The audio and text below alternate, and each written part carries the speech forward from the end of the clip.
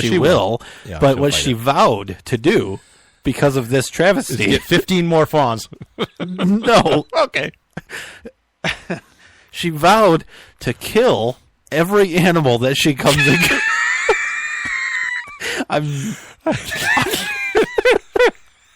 I am not joking. Ladies and gentlemen, keep your pets inside the house. That's not a joke. God help the squirrels at the bird feeder. So, don't take wild animals in because of something. I don't know why. But Humans are wonderful, warm people. They can be very loving and compassionate, especially for animals, and they want to take these things in and protect them and coddle them. But nature, has survived for at least 6,000 years now, according to the Bible, and I think these animals will be all right. And most of the fawns, the mother's not far away, and it's just hiding because it doesn't trust you. And if you go away, go 100 yards away and then watch them with binoculars and see if the mama doesn't come back and get them. Other than that, the fawns are very good in a smoker, and it's like veal. Oh, Smoked veal. I hit a couple with my car once. Veal? No, baby deer. Oh, okay. I mean fawns. Yeah, baby deer. I hit a You couple. mean Bambi. I hit a couple with my car. The farmer was not very happy about his cornfield by the time I got to them. Were you in the cornfield when you hit them? I can tell you stories about my brother. That's and his where you friends. often find baby deer. Yes, you is in do. the cornfield, but All right. they were delicious, is what I'm saying. Usually not in the middle of the cornfield. No, you can find them there. Yeah, you can, but usually shouldn't be driving a car like my brother's Well, 1972. I've learned since Chevy then, Impala. Brian, in a cornfield. Because I hit him with a Chevy Impala. Not What a coincidence! They called it the Big Brown Yeah, Chief. I know. I'm That was very the big familiar one with that car. Yeah. They actually flipped it a few times. Okay. Let's move on. We're getting I'm way out tired of of here. all of this. Yeah, I loved it. Let's plug our shirt because we want to get that out of the way. We have an Add Odd shirt, right? You can go on our website and see it. You can go to chugdug.com, one of our sponsors, and order it. It's only like $10.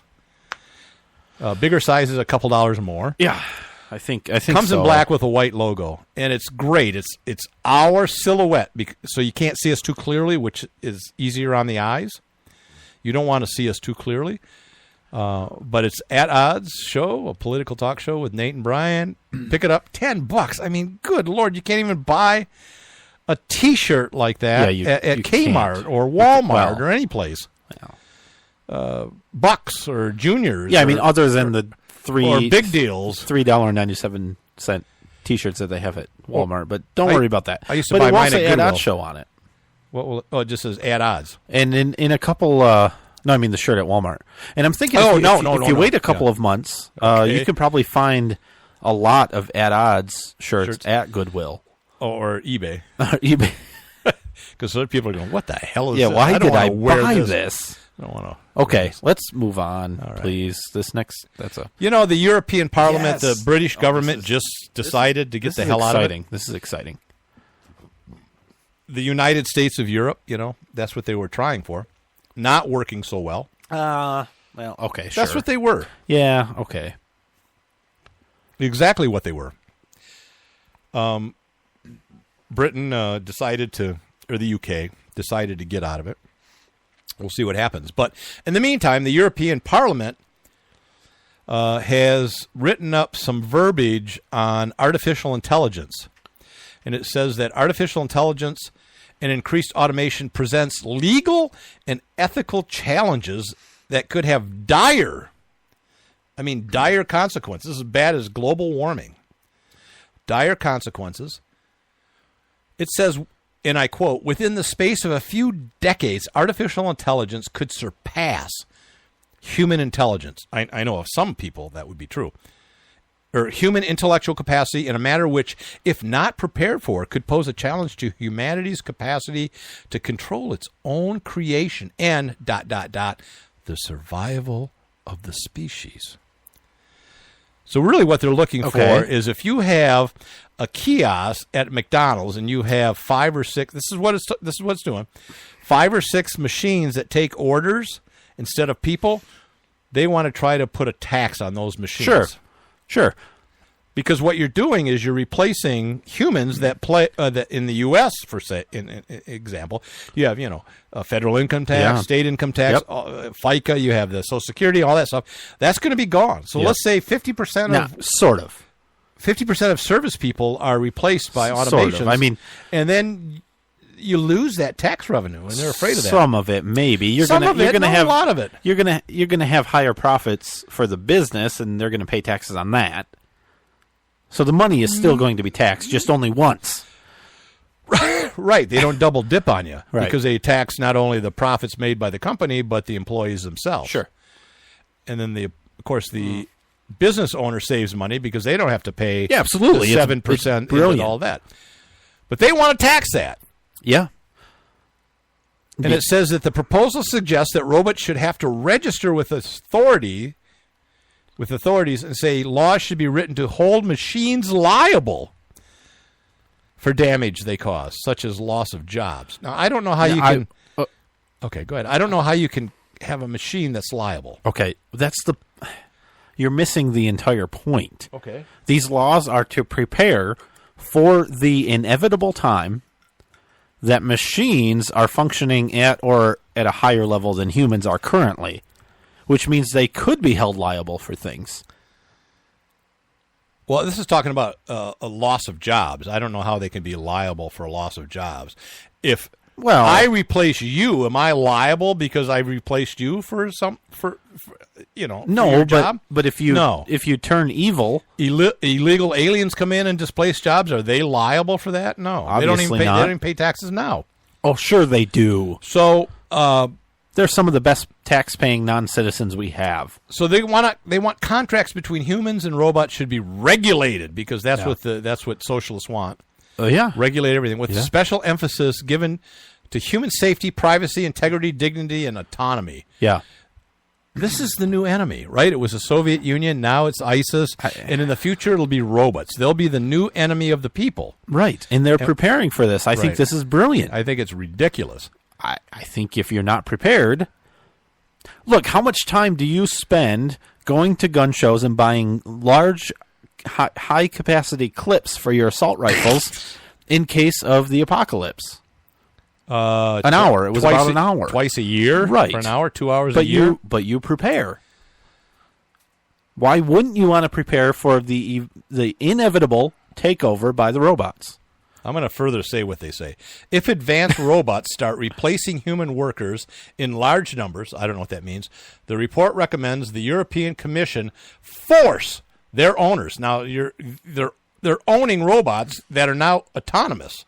So there's ethical issues there, right? To pay taxes or contribute to Social Security. The establishment of a base income or guaranteed welfare program is also suggested to protect against human unemployment. And that's what it's about. That's what it's about money. It's about taxes, and it's about a livable wage. That whether you not have even a job livable. Or not, you're talking about if I'm the establishment of a basic income. Right. If I don't have a job, livable wage. I get like a lot of people are in this country. They're living on welfare. Yeah. And disability and all these different programs. They don't work and they get a bunch of money.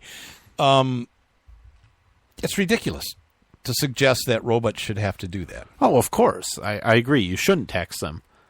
There are a lot of robots that operate in manufacturing companies now that build cars and stuff. Do they get taxed? They get taxed when they're bought. Yes, they do get taxed. But do the robots get taxed monthly? Well, no, but the owners get taxed for sure. But on what? Not per robot, do they? Every month? Well, no, like a payroll tax. I don't think so. That's what they're talking about. I know. I understand. All right. I mean, it's ridiculous. I'm saying the robots are going to take over, and you're making light of it. I think they already have, and we are in a simulation now. It's possible. You can't prove that we're not. I know. That's what I'm saying. I'm going to pinch myself. Ouch! God bless it. That hurt. That's a good simulation. Yeah. That really hurt. Or a bad simulation. Starting to bruise. That might be a bug. What? Right. Not a bug. Hey, do you remember Kim Davis? She was was she? Vaguely. Rowan County clerk in Kentucky. She Oh, was the one that yeah. refused to give out marriage license. any gay marriage licenses.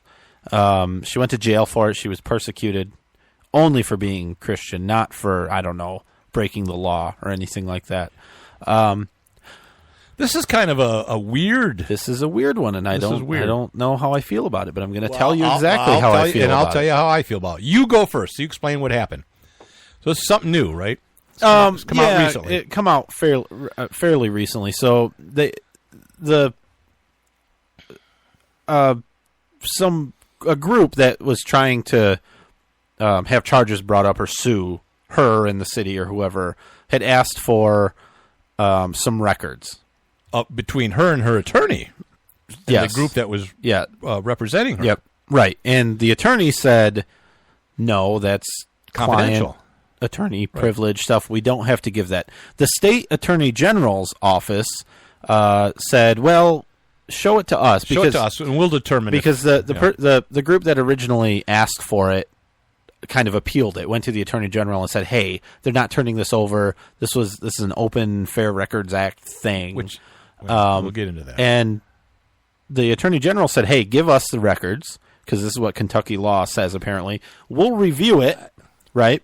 We'll review this stuff and then decide whether it should be, whether you have to give it to the party that asked for it or not. Right. And the attorney and Kim Davis said, refused. No, we're not doing that. Right. So now there's like, well, it looks like they may have violated the state's Open Records Act. No, he came out and said they did. The attorney general did, and his opinion is law in Kentucky. No, and then repeated what I said. But that's I know, okay. but unlike Michigan, where it doesn't have any legal weight, like it. I mean, that's how it should be, right? He can't write law. In Kentucky, he does. So he makes an opinion, and it's as good as law. It's like a court of appeals decision or something. So the gist of it is that a private company is asking for records from another private company. That doesn't... Well... No, it is. These are not public entities. The Freedom of Information says that governments have to give over records in certain cases to the public when asked. It's not the case that I'm understanding in this situation. These are a private entity asking for records from another private entity. That the FOIA and Freedom of Information should have nothing to do with that. Yeah. So I disagree with this Attorney General. What's interesting about it, though, is that she's a public employee. So some of what she does is public record. What they were asking for, but that's not what they want, was retainer agreements and attorney-client engagement agreements between her and Liberty Counsel is the religious group. Okay, now I'll stop because I don't know what Liberty. If the attorneys were hired and paid for by the state or the county to represent her, as a government employee, you get certain privileges. Well, sometimes, and you can get not if you're involved in the Flint water thing, right? So they hire attorneys, and usually it's attorney generals office that represents you. That's not the case here. I'm saying it's not, because it's Liberty Counsel. What they are, they're a religious nonprofit. It's a private entity. Yep. Right. So I don't think you have any... I don't think so either. Unless it's a warrant. What I don't like, and I don't think this is unique to Kentucky. It might be kind of unique. I'm not sure. But... So there's this thing that somebody is saying is public record. The attorney's saying, no, it's not public record. The government over here says, we're the government. Give us all of those records and we'll decide whether it's public or not. They can't do that either. That's kind of silly. Unless it's a warrant. That's kind of, yeah, I think that's how the law reads, though, is that they because it's a sticky situation. Because how do you get a warrant, right? So if there is... From a judge. No, okay. Well, never mind then. And it has to be probable cause of a crime. What I'm saying is, and that's not the case in this situation. You make a Freedom of Information Act request to a local city. The city attorney says, no, that's not public record. They have to defend that. How? Because there's certain exemptions from FOIA. So they'd have to say, we can't give you that because it's an ongoing criminal investigation. And if you say, that's not true, and can you appeal to the attorney general? No, you go to a local court. That's what I'm saying. That's how it works in Kentucky, apparently. But she is a county, she's a government employee, but her defense attorneys are private, right? And so it's one private group asking paid for privately. You mean not paid for by the city government? No, or county. I mean, no. I think they were doing it pro bono. I'm sure of So that.